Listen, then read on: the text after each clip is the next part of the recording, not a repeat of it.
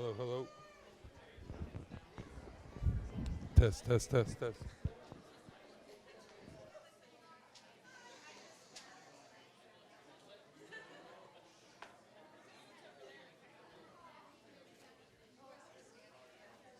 We ready? All right. Okay, if we can come to order, please. I want to welcome everybody to our cold edition of the City of St. Charles School District Board meeting. Now, we are February. The one thing that I think of is our next board meeting, we're going to be that much closer to spring. Yeah. So that's going to be cool. So you all will be invited back for our March meeting. No, happy to see everybody here. We don't often. Right, no, yeah. They're like, no, thanks, Josh. This is your shot to have us. So thank you all for being here. Really excited to really see the recognitions for Null and Harris. So I don't want to delay that too much. So if we can, as we always do, if we can stand up and for the Pledge of Allegiance, please. I pledge allegiance to the flag of the United States of America and to the republic for which it stands, one nation, under God, indivisible, with liberty and justice for all. All right, we will proceed with Dr. Seifert's Superintendent's summary and comments. Good evening, everybody. Good evening. Good to see you all. And yes, we will have school tomorrow. Oh, no, thank you for the strong response. On a serious note, make sure you are bundled up because it will be our coldest morning, but we are within our threshold and we will have school tomorrow. Well, welcome tonight. This is a special night for us. It's a special week because we are honoring our Board of Education and all the wonderful things they do to lead our school district. So could you join me in a round of applause for our Board of Education?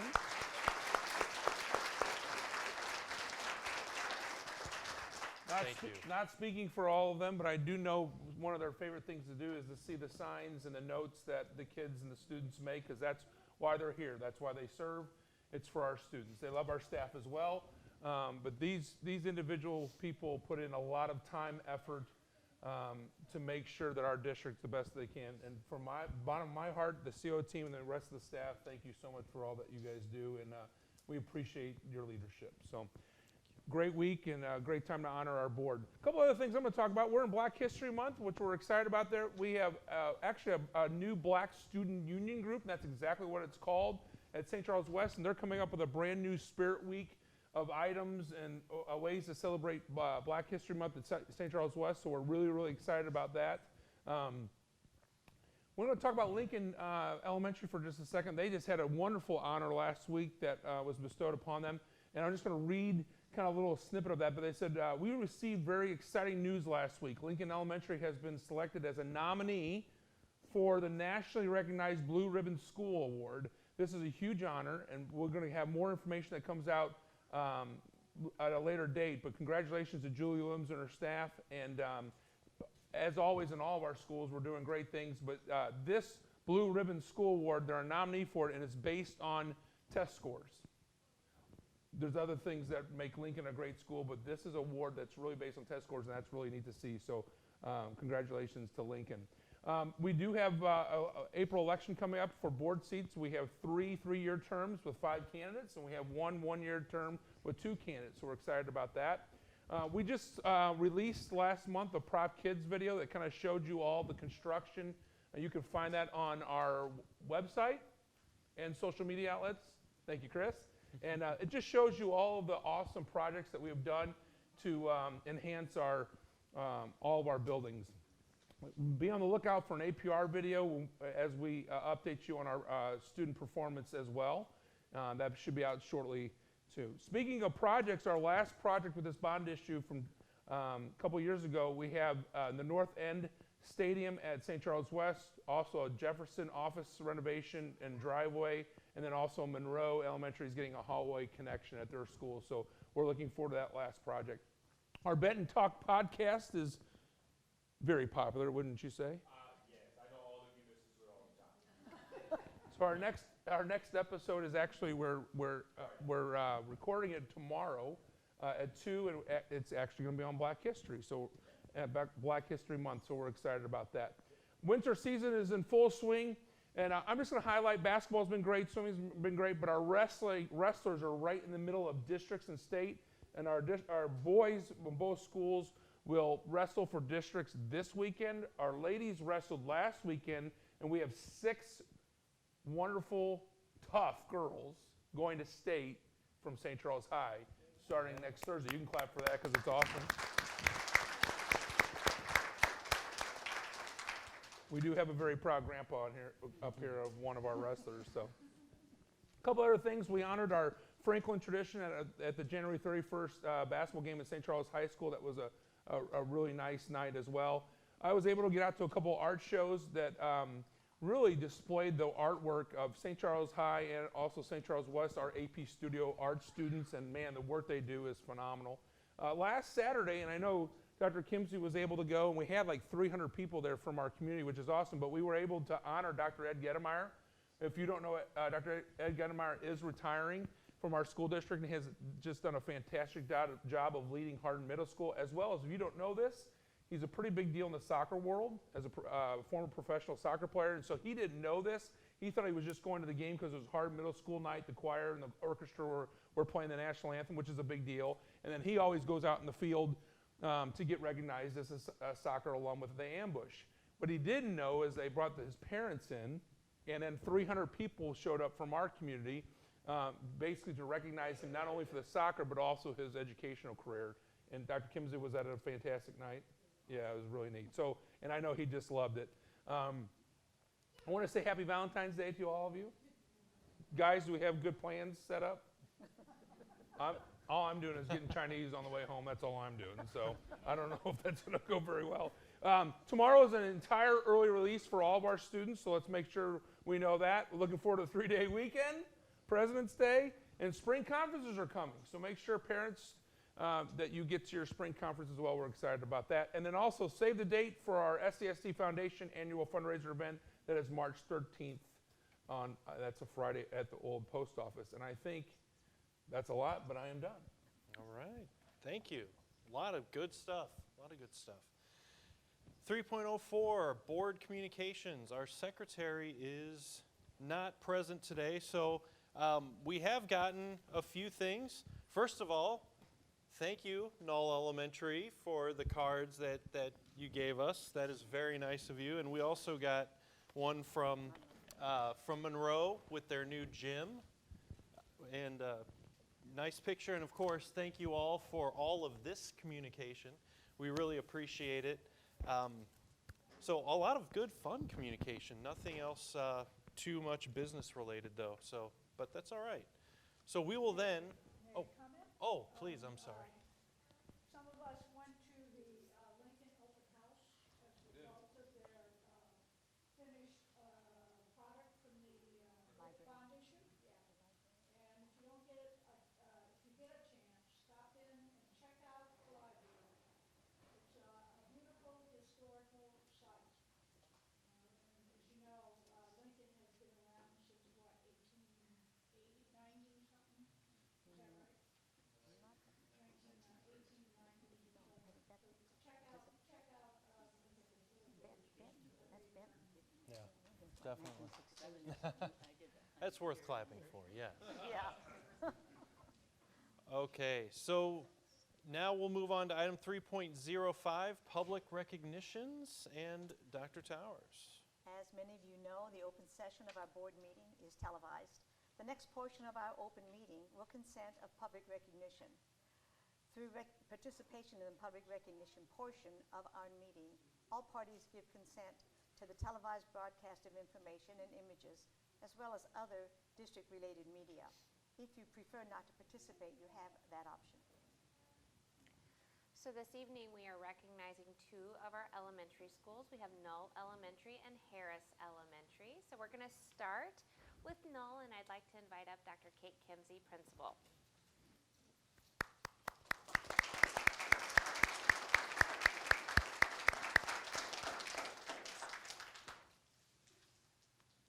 Good evening. Dr. Kate Kimsey from I'm from Knoll, principal at Knoll. So neat to see so many of Knoll parents, staff, students here tonight, because this is truly what this recognition is all about. So it was awesome to get to see that many people were able to attend tonight.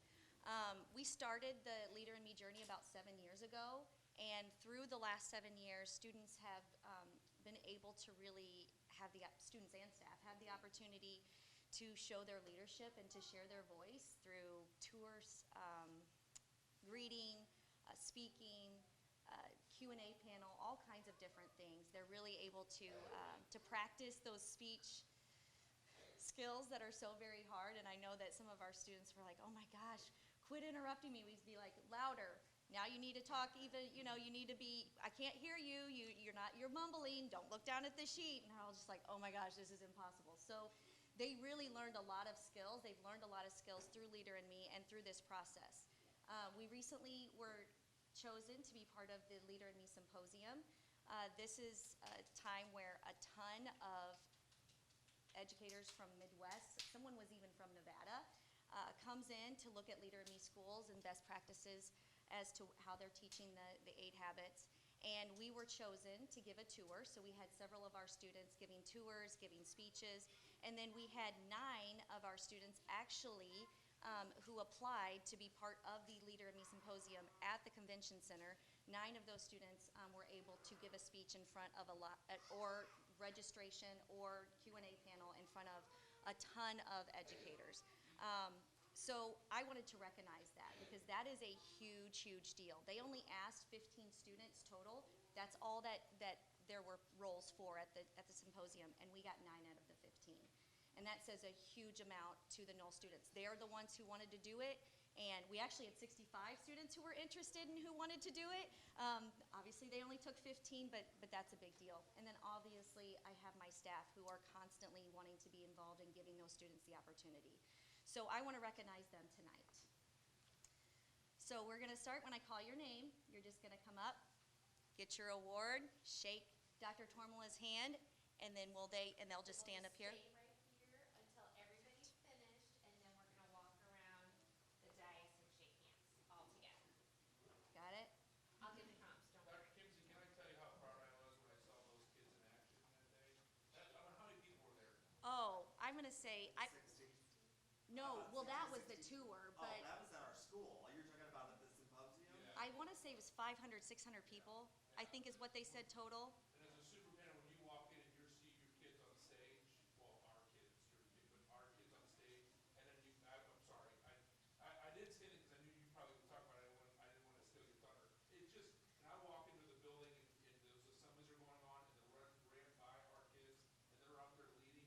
It just makes you so proud. It really does. So I just wanted to. No, it was one of the coolest. I mean, they get to be on a stage, the lights are blinding them, and things that there would be no way I would have ever had the opportunity as a child to be able to do, nor I don't know if I would have done it. I don't really like speaking in front of people. I know that's weird because I'm a principal, but they all did amazing.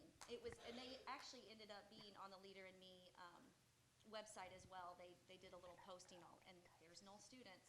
So it was a cool moment for the district, and obviously for Knoll, and obviously for our parents and our staff. So we'll get back to it. All right, Aubrey, it's your worst nightmare, but you're up first. Aubrey Egan. Nevaeh Wilson. Kaylin Elk. Taylor Pullman.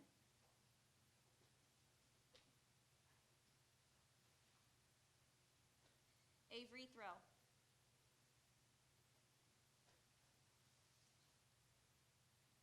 Jack Gittenbacher.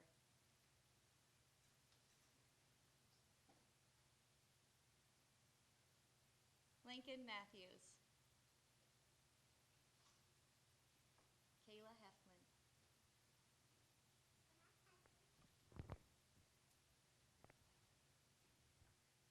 Was Celia here? Celia Fletcher? She didn't come? Okay. Madison Furlong.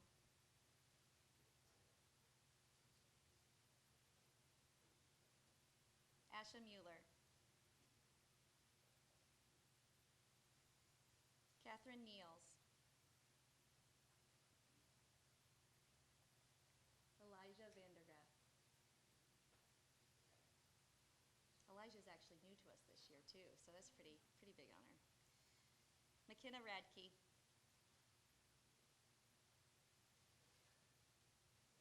Tristan Bufford.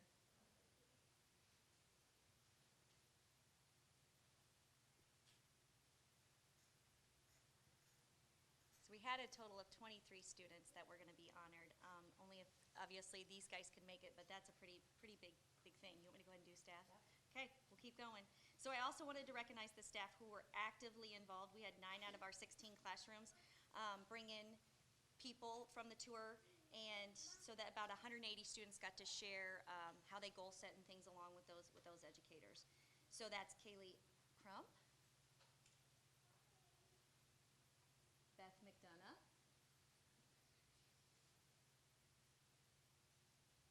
Cassie Matica,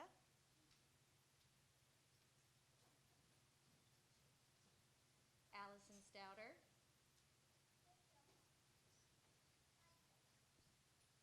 and our one and only Kevin Strass, who we're going to be losing after this year. He's retiring, which we are very, very happy for him, very sad for Noel, but I also wanted to say that too. He's been a huge part of this journey. We're really happy to have him. Well, and with this, we want to give a great big round of applause to Knoll Elementary for our students and staff with us.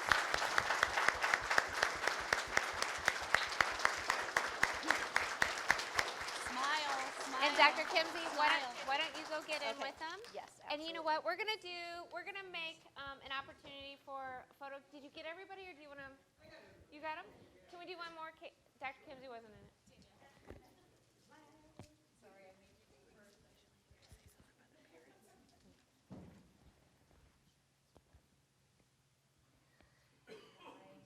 And as our crew is going around to shake hands, we do know that in order for these amazing young men and women here to be here tonight, we also know it's a partnership between home and school. And so for all of you that are parents in the room or family members that are here supporting our children, just stand real quick for a quick round of applause, because we know it takes a village, right? We're all in this together. Yay!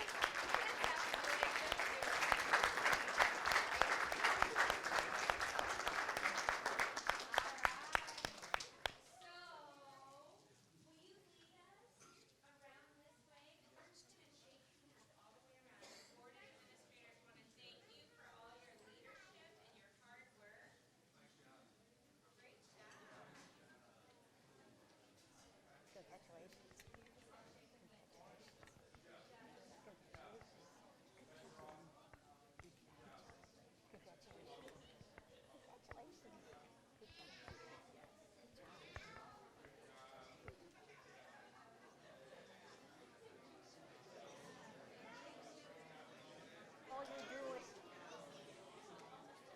I love this program. You're not going on time.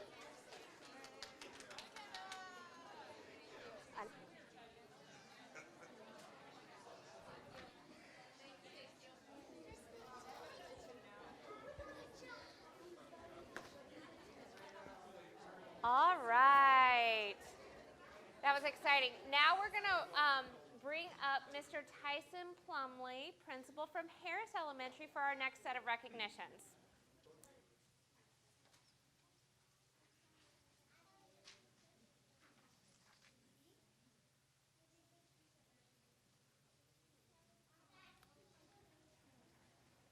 We have Jensen Howdy Shell is here, and Claire Banvis is here, so the other two are not here. So.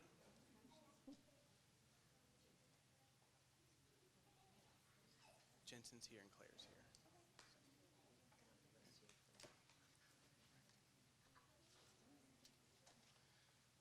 Well, Noel brought everybody. Our assistant principal, Tiffany, she goes, Noel's recognizing kids. I was like, I guess we don't care about kids. So, that's not true at all. That's not true at all. So our leadership team, I know. You all right? Yeah, I did too. So we have a leadership team that meets once a month at Harris, and every year when Kelly sends out the board recognition nights, we always want to make a decision on who should we recognize at Harris. We recognize students before, recognize teachers, special ed teachers, anybody who's had an impact on our daily lives. And this year, the leadership team said, you know what, we should recognize the substitutes that come into our building. It's not just a district-wide, I wouldn't say crisis, but there's a lot of sub shortages some days. And I know that, Dr. Lewis, when he comes in, he meets with Debbie Wilcox to find out where the sub shortage is, who needs subs. The first thing that Tiffany and I do when we come in is find out where the absences are so we can make sure that they're all covered. Because the truth is, if there is a teacher who's out or a staff member who's out, paraprofessional who's out, and there's not a coverage, we need to adjust our schedules to make sure that we put ourselves in front of the students. And so the leadership team wanted to recognize 4 of the subs. There's a lot more subs that do work in Harris, but there's just been 4 that have really been there every day, whether it's in a teaching position or a paraprofessional position. They step up every time. So we have 4 subs. Kristen Anderson and Dawn Hartman are 2 of the subs that we wanted to recognize. Unfortunately, they could not be here tonight, but we also have Jensen Howdyshell, if you want to please come on up, and Claire Brandes. So these 2 individuals have been subbing, and they show up every day, which is also great for kids because, the students have that continuity of seeing them every day. So we want to thank you 2 for coming to school and coming to Harris and exclusively being available to jump in at any situation. I know that Claire and Jensen have also they've subbed half a day as a teacher, then they've subbed half a day as a paraprofessional. They're very fluid in being able to support our students and supporting us. So thank you very much for coming in every day, and I appreciate your service to our students. Awesome. So. Hang on. So they're gonna want to take a photo real quick. If you want to hop up here, do you and Tiffany want to get in the photo? Are their parents here? Are your parents here? Yes, they are.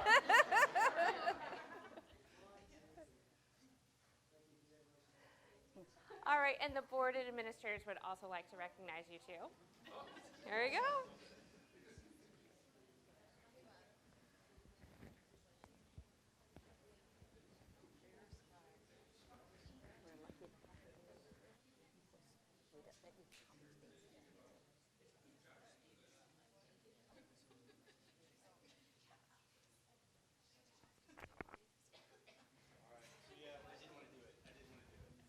The public recognitions, those are the most fun part of our nights. And, when we get to do our board tours every year and just love going into Null and Harris, everybody's so welcoming and get to see the great things that are being done.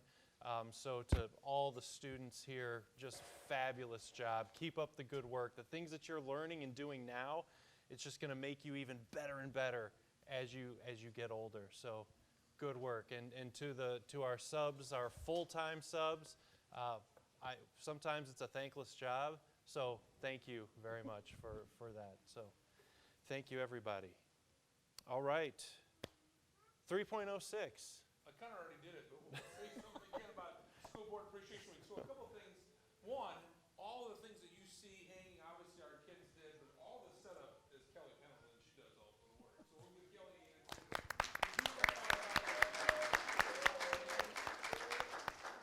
You want to say something about that proclamation? So it's a proclamation from the governor. And then just kind of, so you kind of see what we did for them. So we have an SCSD United logo that has all of our schools on it. So this is actually a magnet for their car, and then they also have a little sticker to put on their Chromebooks. So just a little token of appreciation. So let's clap one more time for our school board, please. Thank you. Thank you. This is going to go on my guitar case, not the Chromebook. Oh, sorry. Yeah. So Good thing I haven't put it on my head. Let's put it right here. I. No? Don't do that, Dr. Timothy? Yeah, he may not be happy with that. So I do say this every year, but I truly mean it. There are a lot of people that I meet when they say, "Oh, you're a school board member." how'd you get that job? Or, oh man, I bet it's an absolutely thankless job. And it's not a thankless job, and that's because of the community that we have here. It's because of all of you. I absolutely love what we do. I love the people that we work with, the students, the staff. So thank you all. If you did some of this, but even when we come into your school and you just say, thanks for being here, thanks for what you do, it really means a lot. So this is awesome. Thank you, Jason, for the gifts, and thank you all for everything that all of you do every day. With that, we are going to move to the business portion of our meeting. You are all welcome to stay, but I understand that if you need to get home and have dinner. So we'll take about a 5 to 10 minute break.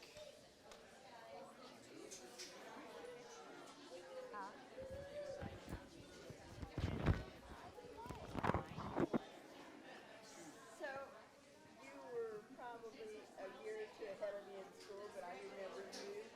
And then your husband Tom. Rosemary Hazelip. I was training back then. And I remember you and Tom dancing in the break room. You were the best dancers. And then I went to work for the county. Your husband hired me in. And I'll tell him tonight when I get home. tell him, Rosemary Buffer, I was in Buffer at the time, and he also knew my ex-husband that worked for the county as a cop. Oh, did he hire him? Oh, no. Did he hire He probably my my ex-husband went from the city to the county, but he went to school with Tom. Oh, he did? Same year you and So, Tom were there. so he was in the class of 62? Yeah. Tom's class or 62? 63, I think. That's my class. Yeah, I remember you and your sister, though. Well, she lives in San Diego now. Does she? But she's flying in tonight. I'm going to go to the airport at 11 p.m. And I told Tom, I said, let's just keep the doors locked so she can enjoy the cold weather. Yeah, right. Just get right back on that plane. It was good seeing you Well, again. thanks for coming up and saying hello. I'll tell Tom.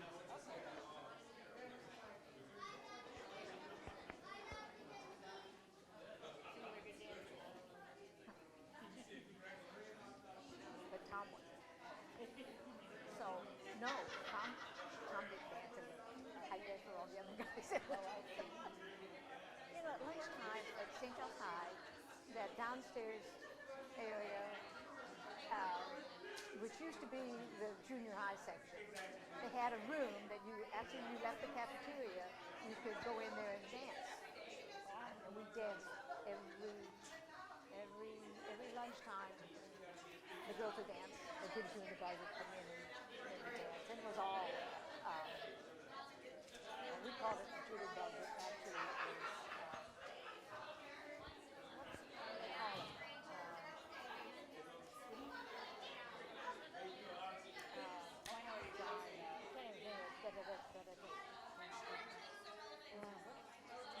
you know, and then you have to walk. There's that steps in there. I haven't. No, we did that though. That's one thing. That's one thing Tom could do. Tom could stroll. That was it.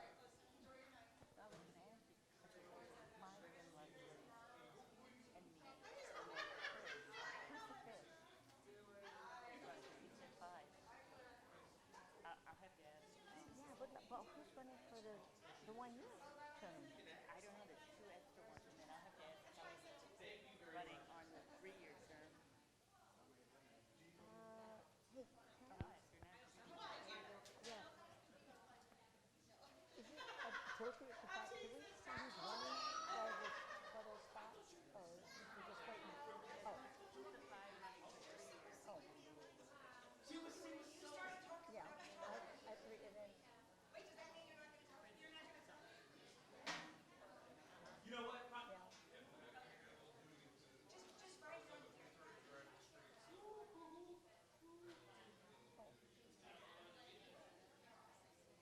Oh, okay.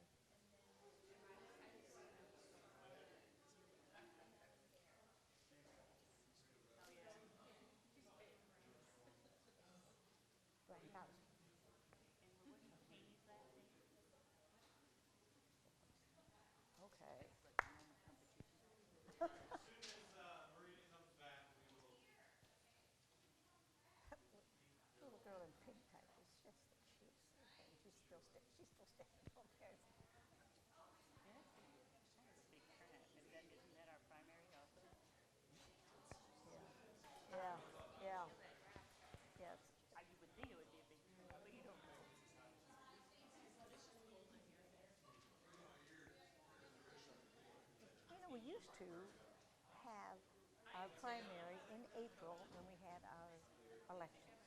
But now, our primary is in March. Oh, it is? I thought it was when our school board election is. I thought It's March? I thought they moved it to a separate election. Is our primary election, it used to be all together, like in April. All the elected things were in April. But I thought Missouri moved our primary up to March, so they had an earlier primary. All right. Let's go ahead and Yeah. keep That's a this separate train item. on the tracks. Yeah, so it's not going to get tied in. So 3.07, Kelly, we didn't get any audience comments, correct? All right. 3.08, may I have a motion, please, to amend or adopt the agenda? I move we adopt the agenda. All in favor? Aye. Opposed? Motion carries. Consent agenda 4.01. For efficiency, the school board utilizes a consent agenda. Items placed on the consent agenda are routine in nature or are among the many decisions that the board has already determined are in the domain of the administration. May I have a motion, please? I move we approve the consent agenda as presented. All in favor? Aye. Opposed? Motion carries. 6.01, program review, facilities and grounds.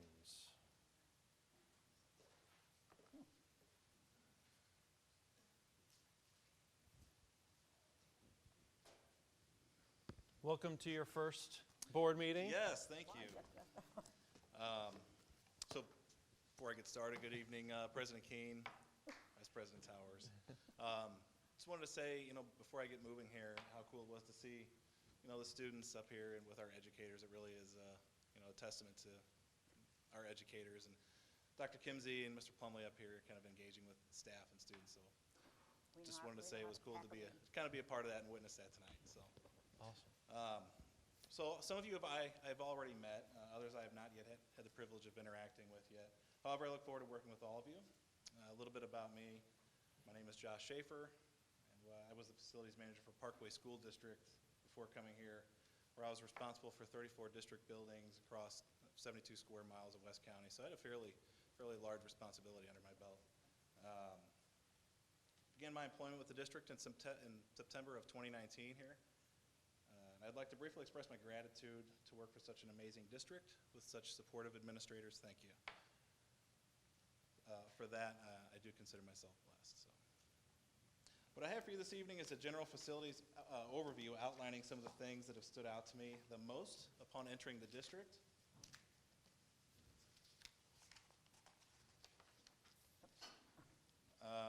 So what have I seen?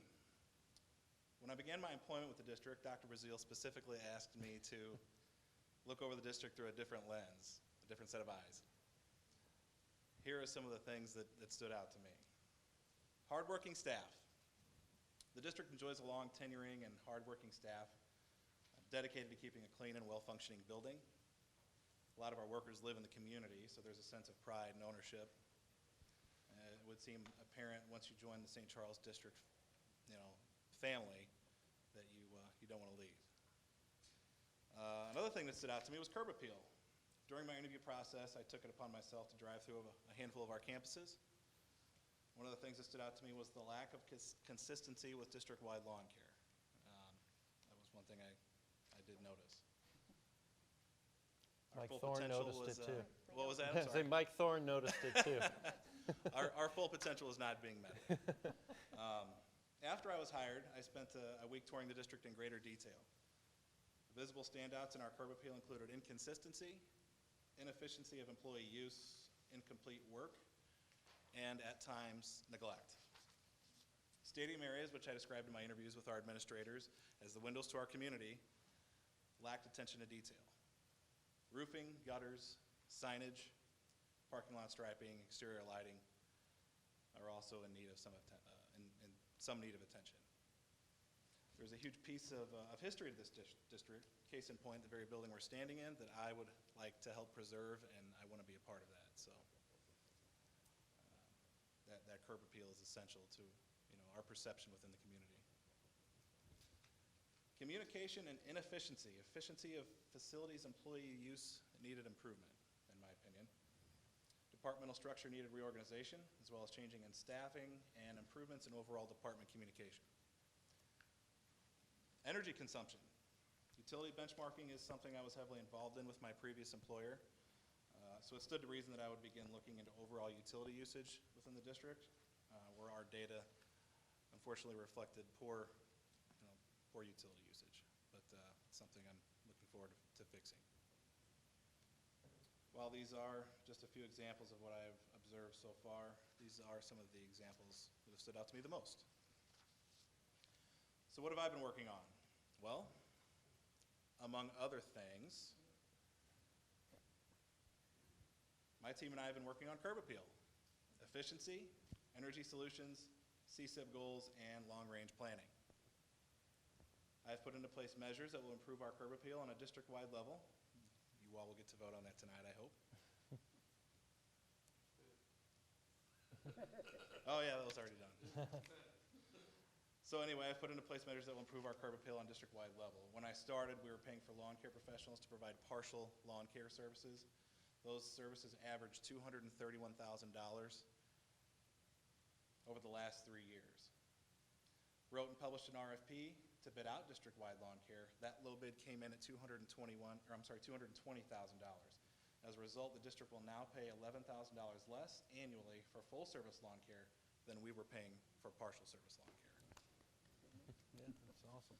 This move improved department efficiency by getting roughly 190 combined labor hours from our plumbers, electricians, and general maintenance workers off of mowers and back into buildings and classrooms in support of students and staff. Across 28 mowing cycles, that equates to just under $120,000 of in-house labor that's off of mowers back into buildings, helping our students and staff members. I've continued to increase department efficiency by implementing changes in office staff. This reorganization includes moving the district warehouse manager into the warehouse from the facilities office for increased inventory control and warehouse organization, as well as assigning day-to-day maintenance duties to the financial secretary. I meet weekly with my team to go over any district or departmental concerns, team build, and increase our overall awareness and communication level. Now, energy savings, as I stated before, when I began in September, one of the first things I did was an energy benchmark on district buildings where we didn't score so well. In support of our CSIP goals, I am currently in the planning stages of a process that would include LED upgrades and building automation upgrades that can be potentially done using grants and rebates through Ameren UE, which would stretch our district dollar into $2 and increase our potential for savings. Nice. Goal 3 CSIP objectives encompass items such as a roof replacement plan, which I have here, if you all want to see it tonight, implementing green initiatives, investigation of upgraded building automation controls, investigation of turf fields, athletic facility improvements, and many more. I am pleased to report that my team and I have developed a complete and comprehensive roofing schedule, or roofing replacement schedule, are investigating green initiatives, and have teamed up with key consultants to build and track facilities assets and integrate it into the work order tracking system for improved bond management and better overall forecasting. What's next?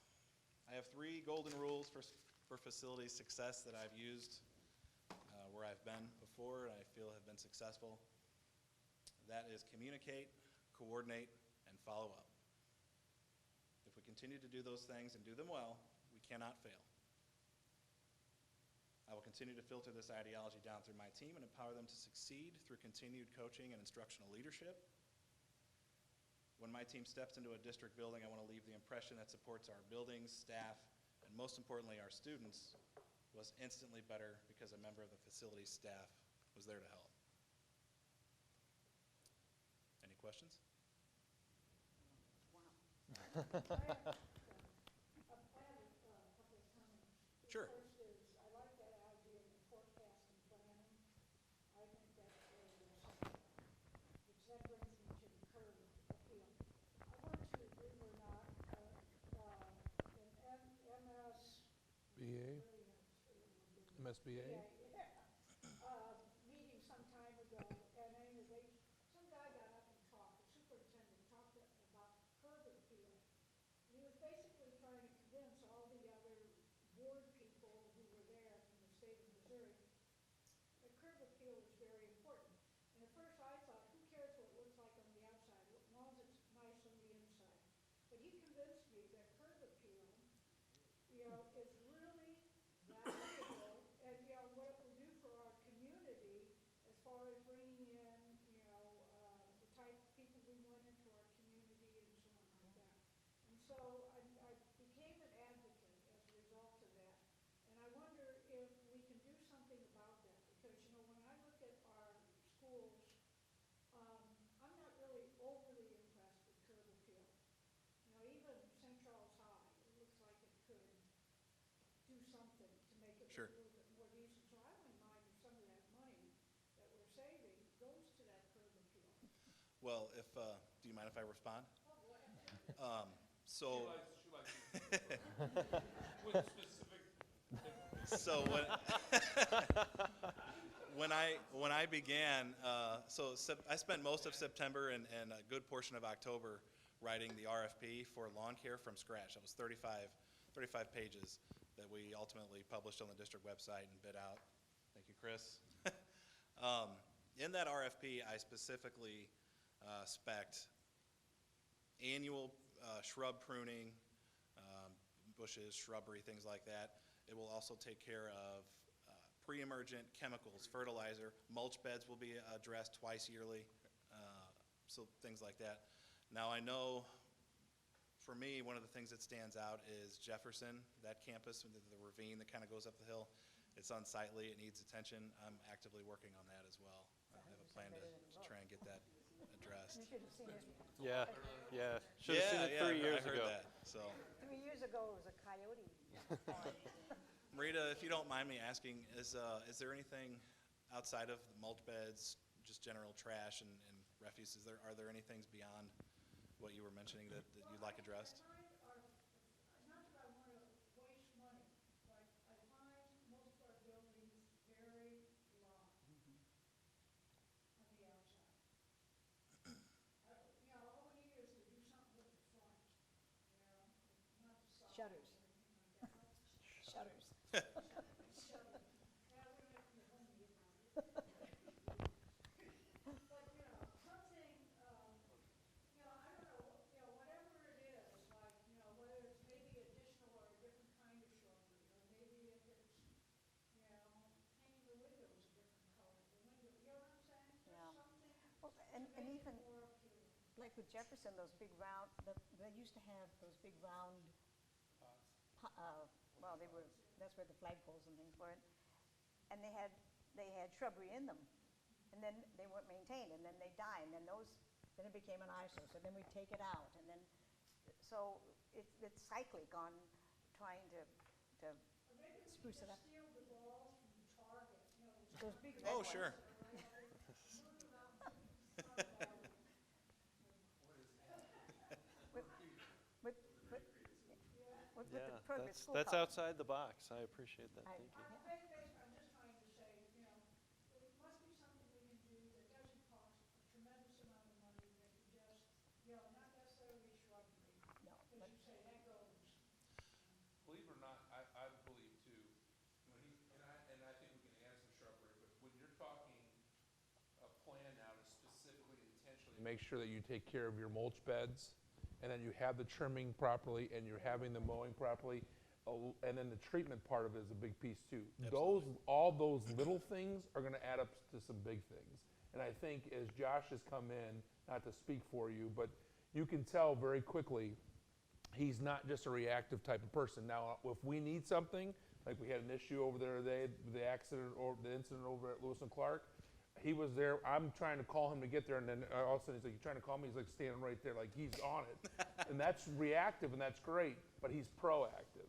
And he's also very consistent and very specific and intentional about what he wants to do. And so I think you're going to see a huge difference when these little things are getting done on a consistent basis, and then we'll be able to say, okay, here's the next step, maybe some shrubbery here or here this. I think we got to get those little things in place, and that's what you're doing, and get that a cycle, and then we can look at some other things. Because I agree with you, it starts from the outside in. If you get into our buildings, I believe our buildings, especially with the renovations we've done, and then the things that the principals and the staff have done on themselves, signage and those type of things, once you walk into the buildings, they're beautiful. we've done a really nice job. And just little things like, look at Lewis and Clark. Lewis and Clark, when you're on Zumbo there, and it's like a big gray wall. Well, they put some signage up. It looks a lot better with signage. And so, again, I think these little things that he's tackling proactively, I think we're going to see a huge difference. Yeah, and to your point, I think once the process starts and it's cyclical, we will start with 28 mowing cycles beginning in March all the way through November, and once we continue like down that path, I think we're going to see a big difference. And to your point, Marita, if we want to investigate like a phase 2 with some of the money we're saving, those company or the company that we're going to be using, Nelson, they have a certified landscape professional on staff, so we can lean on them for their expertise for continued beautification. The other comment I'd like to make is, when you said what's next, I'm refreshed that you've come in with a new set of eyes and are really focused on it isn't just the status quo, and I'm just kind of sitting back managing this mess, but that follow-up is It's huge. That's going to be huge, and I'm glad you have that up there. I really do take my they say don't take business personally, but I do. It means a lot to me to come in and want to do a good job and take pride in that. Yeah, absolutely. The other thing I really like, I don't know if you mentioned this either, but I'm a big let's get out to the buildings, let's get into the principals, and not just when something happens, but I take pride that I'm in the buildings and our CO team's in the buildings weekly, and we're touching base. He's doing the same thing. He just came off, I think it was today, he popped in my office. Yeah. I went to a couple principal meetings today. He's setting up those, it's regular meetings, so we're proactive in having conversations, and our principals love it. Our principals are just really, really excited about the transition that we've had. So. Mike. Just looking forward to the grass and I am too. Yes, I am too. Yeah. So just out of curiosity, and I wish I could make it so, but if money was no object, what? I like to see Marita cringe. If money was no object, what would you do to really make a significant impact for the state of facilities in our district? If money were no object, the number one thing I would like to tackle first, so we have curb appeal. We have that plan in place, right, and that's already moving. Next steps for me, I would love to tackle energy efficiency. So I touched on that in my speech to you all, and Danielle and I have spoken about this, and Tyson and I have talked about it a little bit, but our building energy ratings were frankly poor. They did not rank well. That scale works from a 0 to 100 scale, and we're not even at median yet. I think several of our buildings, the numbers are close. I don't think they're right on, but several of our buildings are in the teens and single digits. And we spend. Is that because of the age of the equipment? Or? Well, yes, and no. There's multiple reasons why. Age of the equipment is one factor. Not enough LED lights is another. Lighting's huge factor there. We've talked about. You changed, and you were talking about grants and different Yes, things. yes. It can get expensive, but we did this in Zoom while we changed over to LED, and it makes a huge difference. Enormous Not difference. only obviously in the efficiency piece, but also just in the, it's just. Well, if I can, maybe flash a few numbers at you just very briefly. We spend roughly, I think it's 1.5 million yearly in utilities, and if we were just to get our building numbers up to a 50, that's just median. That's not great yet. We will save a third off of that annually on maybe like a 2 or 3 year buyback. So we could save, $475, maybe $500,000 a year on our utilities. That's back into our buildings. That's money back into the budget. Better Chromebooks, better equipment for our students, better athletic facilities. That's money we're saving. It goes back into the Make district. a switch over to something like LED lighting. Yeah. That's a bond issue item. Isn't it? Well, and a lot of that savings, if you can invest those savings into building automation also, where I'm going to go back to Parkway because that's where I came from, so I have a lot of experience with that system, and I had a hand in building some of that system as well. At night, when there's no There's no events, there's no basketball games, things like that. The HVAC system, district-wide, scales back. So this time of year, it would scale back to 65. No one's in the building. If it's super, super cold, maybe you scale back to 68 so you don't have a hard recovery time or something like that. During the summertime, you can set back to 77, 78 degrees. Light harvesting's a big thing. You know, basically when you go home at night, you hit the easy button and the whole district scales back and gets off of peak demand, and we start saving money. But President Keene, if to answer your question, if money's no object, I would certainly go hard after energy savings and in that Awesome. regard. Thank you. Let's do it. Yeah, well, we'll figure out how to help get you in that direction. Good, thank you. Any other questions? We're glad you're on board. Thank you. I'm glad to be here. Like I said in my speech to you guys, blessed. I feel blessed. So thank you. So do we need a motion for this one? No, we do need a motion, please. I move we approve the facility and grounds program review as presented. All in favor? Opposed? Motion carries. Josh, thank you so much. Really appreciate it. Nice job. All right. What? But that's what, Tyson got up. He got nervous. You can go, Tyson. there you go. Oh, wait. Dismissed. Unle- Yeah. Yeah, you can. Hold on, are you not staying for my federal programs report?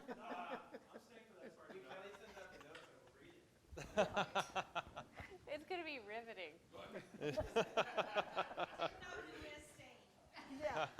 I appreciate all of Yes, you very much. yes. Thank you. Our true fans. And this young lady here, we don't want to forget, thank you. Yep. Ah, hi, Ashley. And I like having the podium here during our meetings. I It's like probably Turn it a little bit. easier for them. well, I got you. I got you. See you guys. All right, so we are now at item 6.02, federal programs.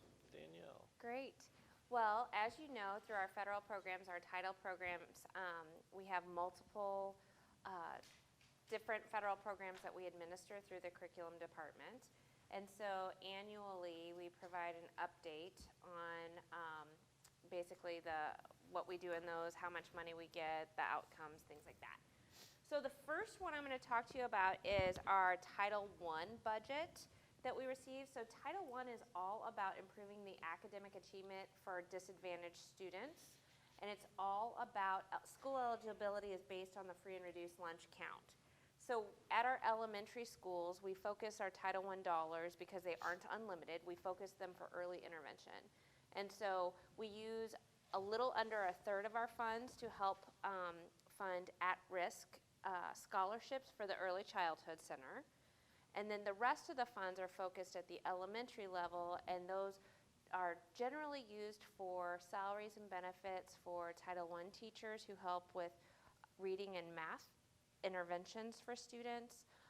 It also pays for parent nights. It pays for some supplies and technology that the schools need. And so 5 of our 6 elementary schools qualify for Title I programming. And so it's all of our schools with the exception of Harris. Harris does not have a high enough free and reduced lunch count to qualify. And so for our Title I budget, last year for 2018-19, we received a little over $1.1 million. The vast majority of that was spent on salaries and benefits for Title I programming for Title I teachers. About $340,000 was spent for our preschool salaries and benefits to cover the scholarships for our students who qualify for the at-risk scholarships there. And then the remaining funds were spent on supplies, parent involvement, and then also there's a small non-public allocation for non-public tutoring for students who live in our district as well. And so through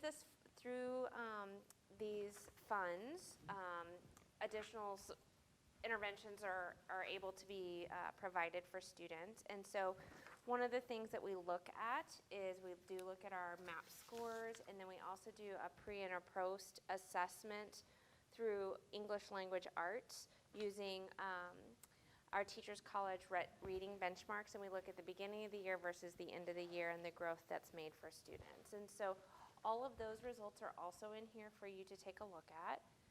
And then all of our schools, all of our Title I elementary schools also purposely create family engagement activities and family engagement nights. And that's one of the areas that we've seen some increases in over the last couple of years, that those have really been created to invite the families in, but to engage in the curriculum. So they may have a STEM night where they're really kind of working through different STEM activities that connect with the curriculum, or they might have a reading night that's all about reading, where in the past, sometimes those events were to just invite the parents in, tell them a little bit about the curriculum, and then send them on their way. These are all very well-attended events by families as well. So if I can answer any questions about Title I before we move on to the next, I'd be happy to entertain those now. Marita, give them to me. What do you got? And you know what? I appreciate that you go through the reports very carefully, so I appreciate that. So what I want to know is, one of the things about the report, I was trying to figure out, for example, you talked about improved parent-family involvement, and I was curious, what did we do new this year? So parent and family involvement is still at the discretion of the individual buildings that receive the Title I funds. So they have staff that plan those activities, facilitate those activities. A few of the things that we've noticed over the last couple of years is schools are using their budgets and using all of their money, where in the past, they've left some of that money on the table. We've seen an increase in the number of family events at each school. The schools are reporting back that they're well attended and that the families tended to enjoy themselves at those events. And so it's not really necessarily hard data, but more that the numbers of the events are increasing, that the schools are reporting that the families are attending and are enjoying, and that they're actually using their money for those family events and they're not leaving money on the table. I like that the events, as you said, they've switched from being lecture, talk about the curriculum kind of family, but rather an enjoyable family activities, fun nights. Here's a few examples. I didn't really go over them before, but like at Blackhurst, they had a fall family night. They had a night at the Magic House. They had a summer celebration before school started, a spring family night, and a family reading week. Did you say that the school budget, is it the school's budget or is it the school's title money? Their title money. Okay. So a percentage of our title funds has to be allocated for parent involvement. And so each title school receives a budget, and then an amount of that budget has to be spent on these types of activities. Coverdell had a family science night, and they had science activities sponsored by the St. Louis Science Center, Lego robotics, books and bikes night. Null had STEM night, a Title I trunk or treat, supper with Santa, family picnic days, and spring family title night. Lincoln had back to school socials, Lincoln family bingo night, learn and play, spring title night. Monroe had family reading night, math night, a family moving night, and things like that. So they were trying to create high energy things that students, children, and families both would want to participate in. I like that. And the other question, could you go to those tables where you're showing the school? Chris, can you scroll down? Keep going, keep going. Right there? So this is the first table that talks about MAP. What happened? But it wouldn't be so bad if, the third grade and the fourth grade for Lincoln are both down, I think, substantially. By the way, no really went up, which was good. But I don't understand what happened there, because you're talking about two grades. So we had two things with math. I'll say there are two things. With math, you'll remember last year was our very first implementation year for the new curriculum. And so anytime that there is a new implementation, research usually says there'll be a dip. So there is a little bit of that was at play.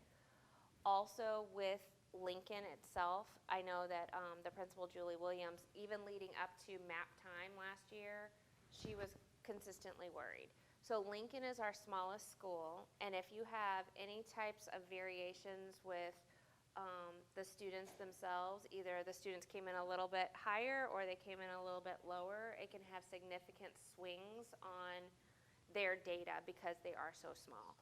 And so we know that last year, Ms. Williams, early on, even before map assessments happened, she was zeroed in on those kiddos and making sure that they were trying to give as many interventions as possible because they were not at the same level as the class preceding. So when you look at this data, sometimes it's hard because it's not necessarily following the same kids. It's a different group of third graders and a different group of fourth graders. So I do know that from the conversations that we had last year throughout the year with the principals, and I know that that was a concern from Ms. Williams as well.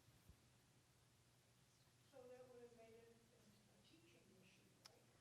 Not necessarily. I mean, the teachers, Third and fourth grade. So that last year, those fourth graders, when they were third graders, did well. This year, they didn't. That's what I'm saying. I see what you're saying. But when the majority of the students probably would have been the same, but students who move out and move in can also make an impact on a class size that small at Lincoln. So when you're talking that your overall class size is around a total of 30 for a grade level, or 30 to 35 per grade level, some variations, even one or two kids, can make a swing on their data, this kind of data. I always find it irksome that it's always comparing, but it's not the kids that same, it's always comparing them to the kids that took it the year before, which are different kids. So I just, No, these would be the same kids. Third and fourth grade this year, they were in third grade last. but they're not, it's a different Third test, grade last year, they did well. but it's a different test in fourth It grade. is a different assessment too, So- but yeah. I mean, yeah, they did well in third grade, but maybe fourth grade material was more difficult.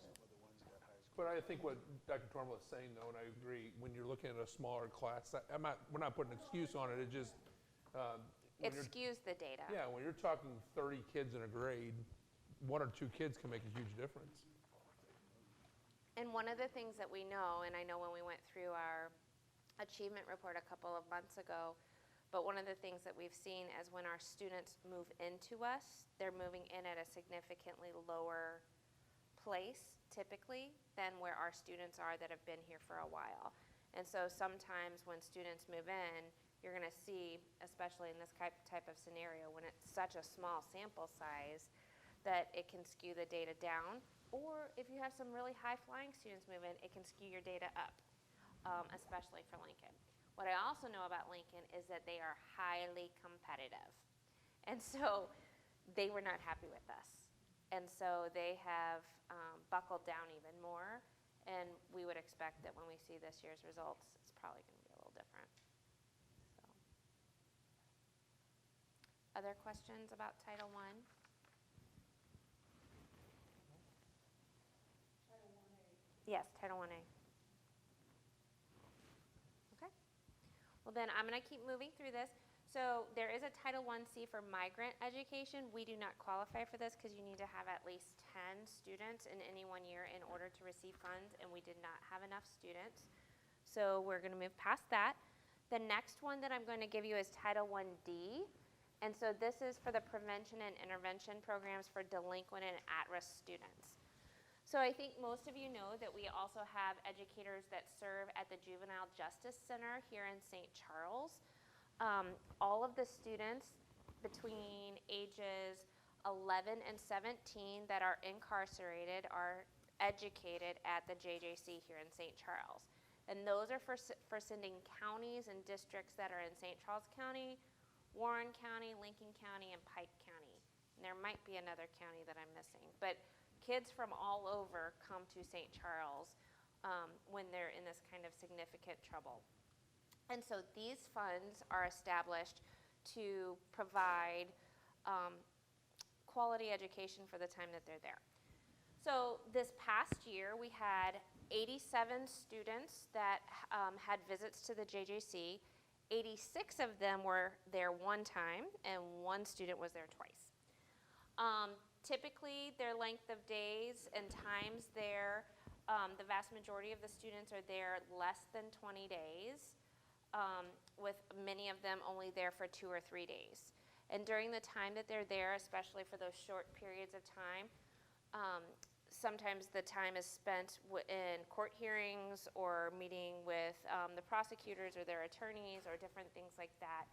So the transient population and the short lengths of stays, the teachers over there, they try to do a pre-assessment, and then as long as they have them, they try to keep them up to speed on their academics as best as they can, and then they do a post-assessment when they leave us, if they've been with us more than 4 days. And so the vast majority of of those 86 students, 77 of them were male, 10 female. I mentioned that they could be as young as 11 through 17, where our students, most of them are around the ages of 15 or 16. And the vast majority of the students are Caucasian when you look at their breakdown for their racial demographics. One of the good things that we are excited about over the last 2 years, we were able to, for our students that were with us for longer periods of time, we were actually able for 2 of those students to earn credit to transfer back, where in previous years that was not happening at all. So we have worked really hard with our teachers to make sure that we are keeping track of the standards, the work, those types of things, where we can issue back transfer credit for those students for the work that they're able to do with us. So that is a benchmark of improvement that we've been working towards. And so the funds are fairly limited. In 18-19, we used a little over $27,000. And so those funds are typically used to fund a part-time staff member. The district provides a teacher, a full-time teacher at the JJC, and then these funds are used to hire a part-time staff member who also assists with the transitional reporting that the state requires. So this person spends a lot of their time finding out where the students are coming from, where are they in their academics, how can we help support them for the limited amount of time that they're with us, and then we have to track down and do a lot of reporting on the back end. Where did they go? Did they go back to school? Did they go to another facility? Did they go to work? Like, what's happening with them now? So that person tracks that down. A small percentage of the funds were used to provide a summer program for them. It's more of just a summer camp would be a loose term for that, because when we're not in session, those students are literally sitting in jail. And so one of the things that the superintendent at the JJC really was wanting for us to be able to help provide, and we've been able to do this for the last few years, is provide at least some sort of summer programming where students are out and they're able to read, and we're getting them to move and doing things that are going to help them advance themselves just intellectually. So that was a few, like $3,000 to $4,000 are spent on that each year. So, and that's pretty much a summary of how those funds are spent. The full-time teacher is Yes. on our salary, Yes. but the part-time is funded through Title. Through this grant, yes. And so the grant funds that we have for this, we have an annual meeting where we sit down with the superintendent of the JJC, and we have a collaborative meeting, and we talk about the needs that they would like to have, because in order for us to get this grant, they have to submit an application to the state, and then we help administer the funds. So it's a collaborative effort on how we want to use those funds there to best meet the needs of the students. For teacher evaluation, who evaluates the? So the staff that we have there falls under Dr. Chris Jarris at the Success Campus for Alternative Education. And that's a good question, because like on early release days and things like that, our staff come to the Success Campus and they engage in the collaborative conversations and the professional development that's happening there. They're all at-risk programmers, right? They're all at-risk educators, and so what they're talking about at success directly applies to what they're doing at the JJC as So well. if you have, like tomorrow, if you have a release day, They'll be there. people at, Yep. So they'll teach in the morning just like everybody else, and then when it's time for collaboration and professional development, then the students go back to their sleeping quarters, or they are allowed to then just stay in the open area with the JJC staff supervising. Just a note, Elmi, who's our teacher at the JJC, she is actually the teacher of the year for the Success Campus. So it shows that That's awesome. there's a connection there, and she's part of that staff, and people have recognized the great work she's done, so I thought that was neat. Yeah. Do you have to be a specialist to teach for JJC? No. The way that they do have to be a certified teacher, but because it's an at-risk program, we are able to have someone who is certified in the age range that the students are there. So if they are middle school, high school certified, pretty much in any content area, then we are able to have them appropriately coded for the state. So at-risk programming is a little more flexible than traditional programming because they also understand that students have different needs. Sometimes it's really about the relationship and meeting the students where they are. So one type of certificate sometimes doesn't apply. So Does these 87 students, they're from all over the county? But they Multiple become our counties even. students? yeah. They become our students? They while become our students for a while they're here, and then when they leave us, they go back to, they're transferred back to their sending schools. Well, until recently, it doesn't sound like it's a very successful program. Well, and I would say I mean, until those two people that got credit. got credit. Yeah. I would agree with you. I think that the job that they're doing at the JJC is probably one of the most difficult jobs in this district. One, you're combating very, very short stays. So if the vast majority of your so your students might, on average, are with you less than 3 weeks. And if you think about the mental state of those students, their lives are upside down at that moment. They are spending a lot of time in court hearings with prosecutors and different things like that. So even though they're with us 3 days, 5 days, whatever, the vast majority less than 20 days, a lot of that time is eaten up by other things outside of education. And so that short amount of time is hard, even in a good setting, to be able to show a strong impact on students. And so I think that the fact that we're able to try to continue education for them during that time is good, and that we're able to provide an added layer of support than what is provided just by the district, I think is also a good option. do these students, do our rate of graduation, our test scores, for these students, those figures are linked to their own home schools? Or Right. So when they are our students from Higher West, they continue to be our students in our data. Those who are coming in from other counties, when they go back, They pull them out. So, I hate the thought of having an unproductive program, so I wonder, there must be an alternative way of doing this. Don't ask me what. yeah, because they're incarcerated. Please? These are kids that are They are incarcerated, yes. It's not like they can go to our alternative schools. Yeah. So we have worked over the years with the staff at the JJC to try to embed more technology, to be more proactive in their education. All of that does come with some concerns as well. Internet safety, being able to hack into a system, those are all major concerns for the JJC. And so we are somewhat limited in other avenues that we want to pursue.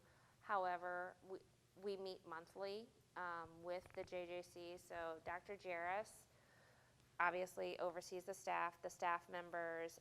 Newar Davis, who's the superintendent, Ken Simmons, who is over the entire juvenile justice system for St. Charles County.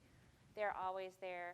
I know Jason's there sometimes, I'm there sometimes. Heather Sheets, our federal programming coordinator, she's there at the beginning of the year and the end of the year to make sure we're coordinating for funding. So they're meeting and having conversations about how do we keep improving. They also are and you all can certainly be invited, but last year we started having a JJC forum where once a year we send out invitations to all of the sending schools, because until you are in that setting, you don't realize what we're talking about. You go through metal detectors. It is a jail. It is a classroom in a common area in a jail. It's a pod. It's a jail pod. It is a jail.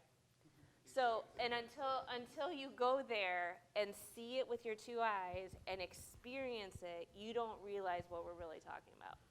And so we started having these JJC forums just for principals, assistant principals, counselors, whomever, to come see it. Come see where your kids are coming. Come see what we're talking about for education. And so they started those, and those seem to be going well, and we can certainly put you on the invite list if you want next time one of those is happening, so that you can also visit that site. Because I don't think that that's a site we have visited when we've gone on our Goodwill tours. There's obviously factors and challenges with this that we may not be able to overcome. But I will tell one thing that we can control is the quality of instruction or the teacher that we have over there. Right. And I feel like, again, she's the best that we've she's had our since teacher I've of the been year. here. She is in the Success Campus. She is. Go ahead, say it again. She's the best we've had ever since I've been here. And she is very consistent with her approach, and I think we're going to see even better things out of the program just because of the quality. It's just like our schools, right? Mm-hmm. We're going to be we get the kids that we're going to get, but we're going to be as good as our teachers and our staff, right? We think we got great teachers and staff, and I feel like she's the right person for that job. And we've had some inconsistencies in that job even since I've been here. Do educational responsibilities go over the summer? Yeah. When we don't Not have so school? good stories. So kids who are in the program part during of the it. summer? Yeah, so no. So Donna's question was, like, do our educational responsibilities continue during the summer? And we have a teacher dedicated for our school year. We do have about $3,000 to $4,000 that we spend typically during the summer for a summer school teacher, but it's really like a half-day program for a couple of weeks. It's very minimal. It's just really to kind of give the kids a break and to kind of keep them going. So it's more of a summer camp type of thing. It's not a credit recovery type of system. It's really about giving them options and helping them kind of keep moving forward on things that they're interested in learning. And the federal grant pretty much covers our expenses? Yeah. So the federal grant that we have, it does not cover the full-time teacher that we have. Our district pays for that. And then the federal grant pays for the part-time teacher that we have, and then the summer program that we usually put together, and then there's a small budget for supplies or things that they need. So, yep. Any other questions about JJC? But if any of you want to go, we can set that up. We can take you over there. Okay, so the next federal program is Title II-A, and this is all around professional development. And so funds out of this title program, we give allocations to each of our schools that can be used for professional development around core area academics. We also typically have enough funding that we can hire a class size reduction teacher per year. And depending on our allocations, sometimes it can be, we can pay for 1.5 teachers or 2 teachers. But typically in recent years, it's been able to fund 1 teacher. And then we also are required to provide funding to our non-public schools as well. And their allocation is based upon the number of our students that are attending within their settings. And so Title II, we receive around $100,000 per year. And the vast majority of our funding goes to paying for the 1 class size reduction teacher. And then we have The rest of it pretty much goes to the individual buildings so that they can fund professional development. And just under $20,000 of that allocation goes to our non-public schools. When we talk about the funds that go to our schools or the non-public schools, that again becomes a building discretion. It has to be aligned to their building goals. It needs to be aligned around core academics. So for us, we have funded lots of different things from PLCs, symposiums, different things for meeting the needs of English language learners. So each school kind of has their own option to put together a plan for that. They meet annually with Heather Sheets, our federal program coordinator, so that she makes sure that their plans are in compliance with the expectations for Title II. She also has meetings annually with all of our non-public schools and the principals there to make sure their plans are compliant. So with that, the non-publics, I know that there was a question about how they use their funds. Typically, they spend a lot of their money for the METC conference, which was happening this week. That's an educational technology conference. They also use a lot of their funds around reading and English language arts and best practices there. They also spend a lot of their money going to conferences through Education Plus. One of the things that we cannot approve for non-public professional development is if there's anything that's related to theology, the religion, that kind of thing. We can't pay for those types of professional development opportunities. So it really does need to be around academics. So, questions? No, you answered it. Okay.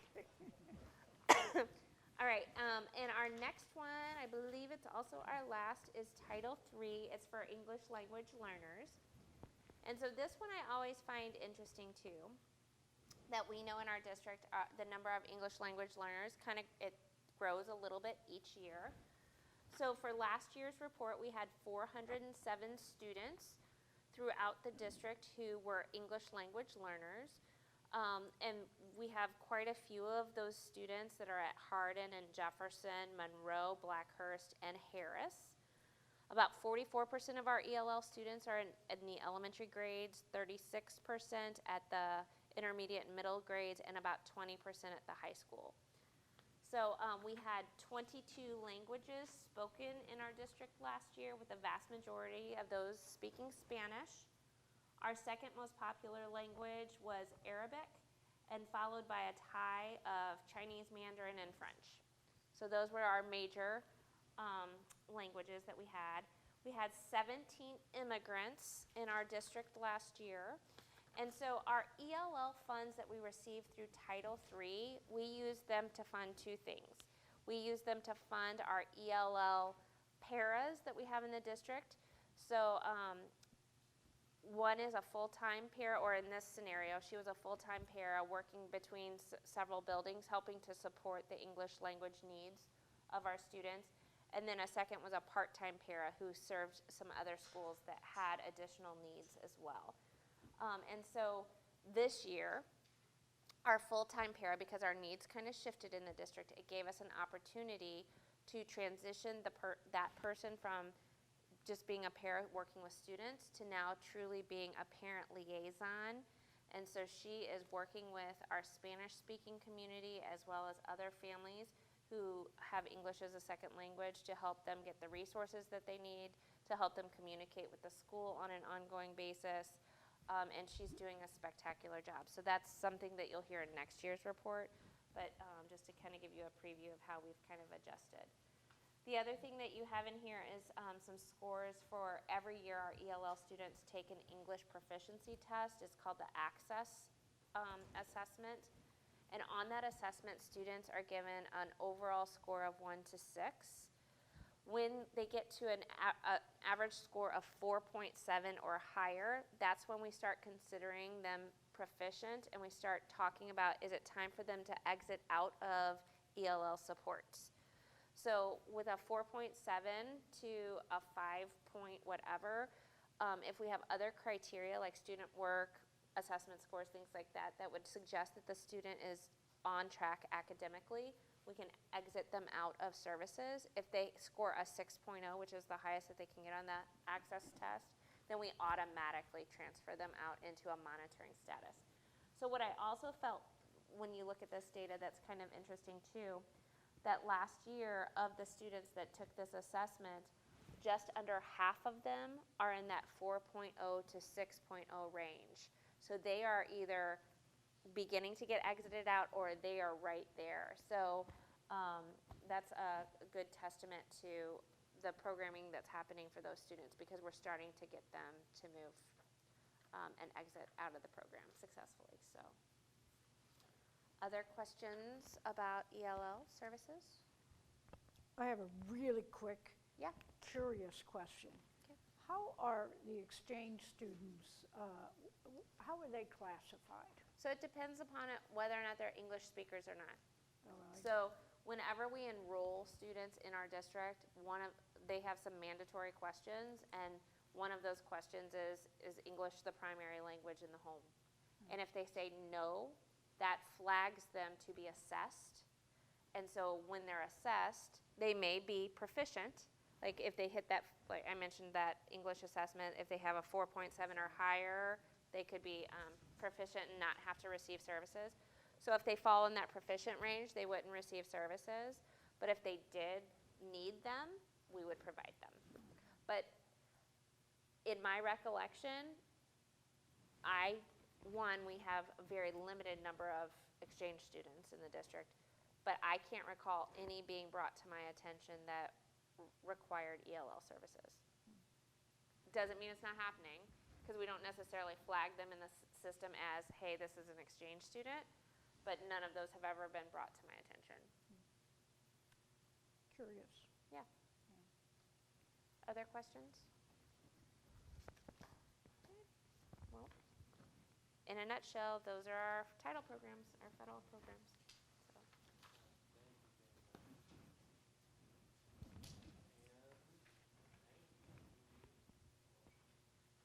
Motion? I move. Right. Okay. I move to approve the program review for federal programs as presented.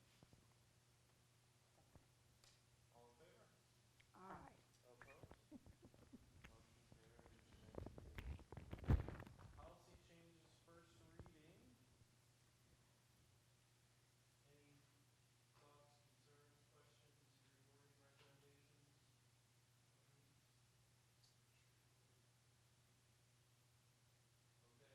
concerns, questions, rewording recommendations? Okay, since first reading, we don't need a motion.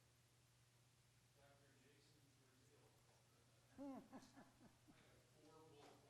4 bullet points from Charles that I will go quickly through. Good. Nice job. Thanks, Chris. So that last report we'll go over very quickly. His highlights say on the healthcare trust, this first chart, says healthcare trust had a good month, average payouts in all categories, and we added $250K to the fund. We're still expecting some additional high cost claims, which will probably reduce this fund over the next few months. So that gives you an idea of just in general where healthcare trust is at. Then scroll down at month end.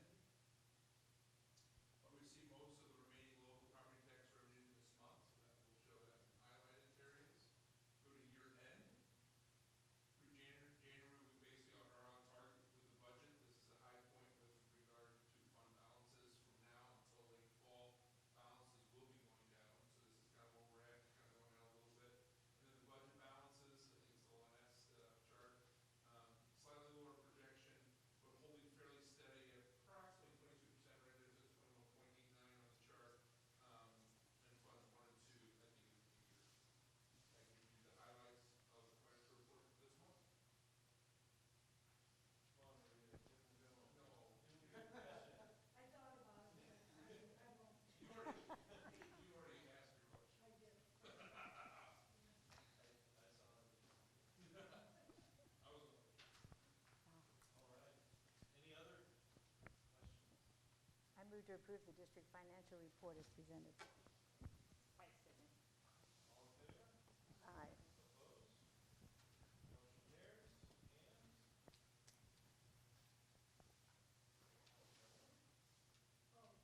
Oh, I second.